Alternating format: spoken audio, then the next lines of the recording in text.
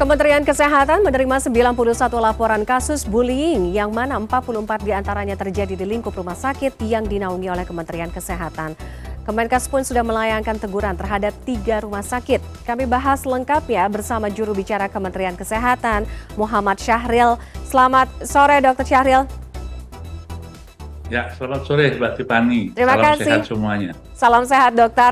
Terima kasih sudah bergabung dengan kami sore hari ini. Dokter, terkait dengan laporan yang diterima oleh Kementerian Kesehatan, apa saja laporan terkait dengan bullying yang diterima? Ya, sebetulnya data laporan itu bermacam-macam ya.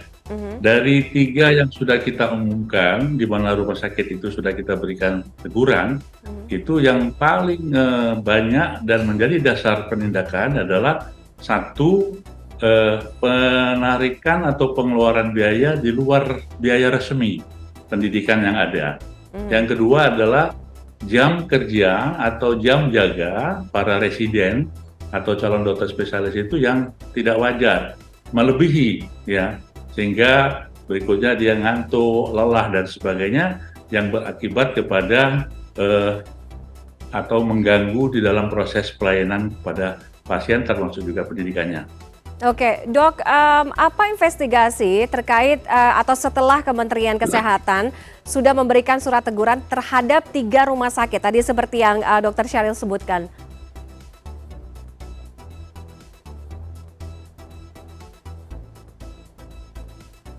Ya. Nggak terdengar, Pak. Dr. Syahril bisa mendengar suara saya jelas?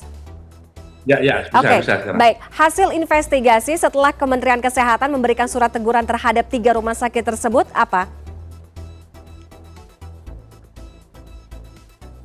Ya, jadi ketiga rumah sakit setelah diberikan teguran dan semua rumah sakit itu sudah merasakan ini bagian dari pembinaan ya Kementerian Kesehatan yang mengelola rumah sakit itu. Nah, sehingga rumah sakit itu akan berjanji dan akan melakukan perbaikan semua dan berusaha sedemikian rupa untuk tidak terjadi lagi perundungan-perundungan di rumah sakit milik Kementerian Kesehatan itu. Nah, sehingga kita harapkan jadi suasana pendidikan PPDS ini betul-betul menjadi yang nyaman ya, membuat orang-orang lebih profesional dan bermoral sehingga dia tidak menjadi tekanan-tekanan selama pendidikan.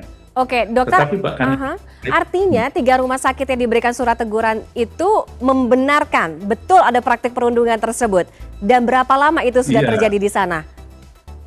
Ya, jadi gini, itu kan sejak dikeluarkannya instruksi Menteri Kesehatan, ya tanggal 20 Juli itu sampai dengan 15 Agustus kemarin kan ada 91 itu. Yang dari rumah sakit vertikal itu ada 11 rumah sakit ya, dari 30 rumah sakit vertikal.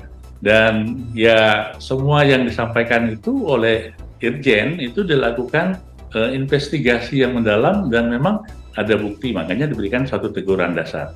Dan rumah sakit 3 itu ya mengakui, membenarkan dan berjanji untuk melakukan perbaikan dan berusaha sedemikian rupa bekerja sama dengan Fakultas Kedokteran yang mendidik mereka juga itu untuk tidak terjadi lagi perundungan-perundungan yang memang merugikan bukan hanya bagi PPDS tapi merugikan kita semua kan dan akhirnya kepada masyarakat. Membenarkan dan mengakui artinya bisa saja disimpulkan ada dugaan pembiaran praktik perundungan di sana. Apakah cukup dengan surat teguran terhadap 3 rumah sakit ini, Dokter? Ya, jadi ini kan baru dikeluarkan ya instruksi menterinya Pak ya, baru sehingga pembuatnya adalah ke depan, ya ke depan setelah itu diberlakukan dan tentu saja itu kan ada tingkatannya ya sanksi ringan, sedang dan berat ya, baik itu kepada rumah sakitnya maupun kepada peserta didik atau staf pengajarnya. Sekali lagi yang tidak berkaitan langsung dengan pendidikan, pelayanan maupun kepada penelitian. Tapi di luar itu yang mengganggu sistem pendidikan dan juga pelayanan akibat perundungan yang terjadi.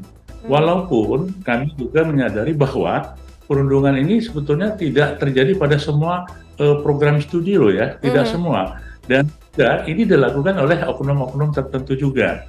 Tetapi bagaimanapun ini kan mengganggu kita, mengganggu sistem. Kalau kita adakan pembiaran, maka akan terjadi tadi yang merugikan kita secara keseluruhan, sehingga nanti dokter-dokter kita ya macam-macam lah akibatnya gitu loh Mbak ya. Betul, betul, betul. Dokter, tidak menutup kemungkinan bahwa di luar 91 laporan yang diterima oleh Kementerian Kesehatan juga terjadi di tempat-tempat lain. Tidak menutup kemungkinan, atau bahkan setelah ini akan ada laporan-laporan yang masuk ke Kementerian Kesehatan. Nah, artinya Kementerian Kesehatan harus bekerja ekstra agar ini tidak terjadi lagi di tempat-tempat lain. Nah, apa yang dilakukan?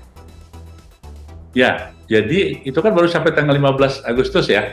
Kemarin tentu saja setelah dibuka ini akan ya biasanya akan banyak lagi orang-orang yang berani untuk melaporkan, dan sekaligus kami ingin meyakinkan bahwa semua yang melaporkan ini akan dilindungi ya dilindungi kerahasiaannya maupun secara hukum. Jadi jangan sampai ada kekhawatiran, ketakutan, karena tujuan kita adalah untuk suatu perbaikan.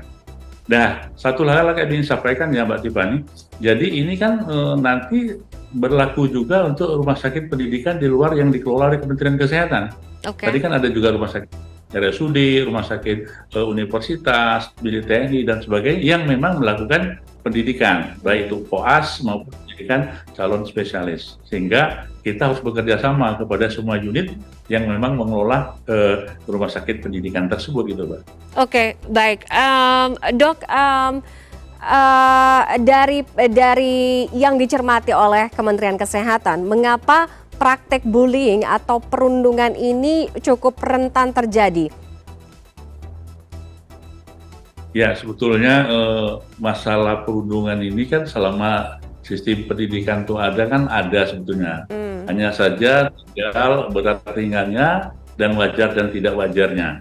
Nah, setelah kami melihat laporan, mendengar laporan yang langsung diterima oleh Bapak Menteri Kesehatan, baik secara langsung maupun secara tertulis, seiring dengan transformasi kesehatan yang kita lakukan, yaitu bagaimana transformasi SDM kesehatan, maka bagian pendidikan harus kita benahi juga. Jadi rumah sakit pendidikan yang menghasilkan dokter spesialis harus kita benahi, sehingga apa? Kita tidak lagi ada dokter-dokter yang katakanlah merasa cemas atau tidak happy, bahkan terganggu selama pendidikan karena ada perundungan, dia tertekan. Nah, untuk itu nanti kita kan lulusan kita baik dong, karena di rumah sakit pendidikan yang memang baik dan tidak ada perundungan-perundungan yang tidak mesti harus terjadi gitu. Betul, betul. Kita mengharapkan ada tenaga kesehatan yang berkualitas karena ini berdampak juga dengan pelayanan kesehatan yang diberikan juga tentunya dokter. Ya, apakah sebelumnya Kemenkes sendiri pernah mendengar, sebelum ada instruksi ini, pernah mendengar ada praktik-praktik seperti ini? Ya, tentu saja kita sudah mendengar sebelumnya, Mbak ya. Sebelumnya kita pernah mendengar, tapi seiring dengan waktu dan Bapak Menteri Kesehatan melakukan transformasi dan membuka kanal-kanal ini, maka inilah kesempatan bagi seluruh calon dokter maupun dokter spesialis itu untuk memberikan masukan. Bisa juga memberikan laporan apa yang dia lihat, dia dengar maupun yang dia rasakan. Yang harapannya ke depan itu tidak bisa terjadi lagi, karena ini mengganggu di dalam hal pendidikan dan juga berdampak kepada pelayanan. Sebagai contoh tadi, kalau dia overtime yang tidak wajar, maka dia akan terjadi kelelahan, ya. Kemudian dia akan sakit dan juga tidak konsentrasi, sehingga akhirnya dia tidak bisa melakukan pendidikan dengan baik, termasuk pelayanan kepada masyarakat, sehingga masyarakat menjadi dirugikan kan begini. Oke, sanksi terberat dok jika masih ditemukan praktek serupa, apalagi jika ditemukan di tempat yang sama yang pernah terjadi sebelumnya?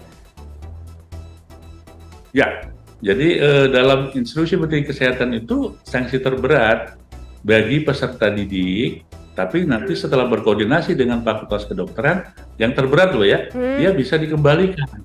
Dia dikembalikan ke Fakultas Kedokteran, bahkan mungkin dikeluarkan kalau berat ya. Begitu juga kepada rumah sakit.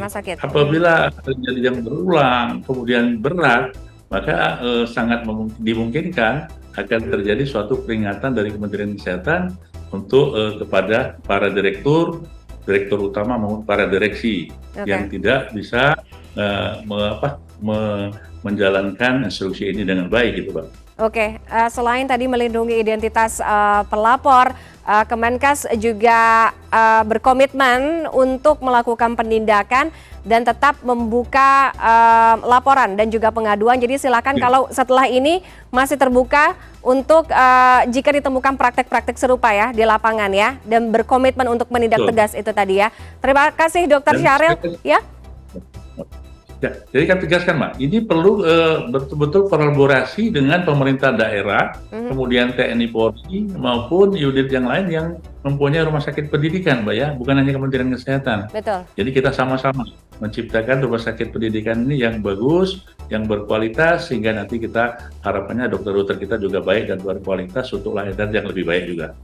Oke, komunikasi dan tadi dokter bilang ini perlu kerjasama dengan rumah sakit dan juga pemerintah daerah, rumah sakit yang ada di daerah sejauh ini seperti apa dok kerjasamanya? Ya, saya kira kerjasama secara umum sudah berjalan dengan baik dan kami akan melakukan kerjasama ini yang lebih intensif khusus masalah keperundungan ini ya. Artinya bukan hanya rumah sakit vertikal, rumah sakit pendidikan milik Kementerian Kesehatan, tapi juga rumah sakit pendidikan yang milik pemerintah daerah, milik TNI Polri, dan juga milik universitas ya. Harus sama-sama menciptakan bagaimana rumah sakit pendidikan ini yang baik ya, untuk calon dokter maupun calon dokter spesialis. Baik, terima kasih Dr. Syahril atas diskusinya di program CNN Indonesia Connected pada hari ini. Selamat sore dok, sehat selalu. Selamat sore Pak Tiffany, salam sehat ya.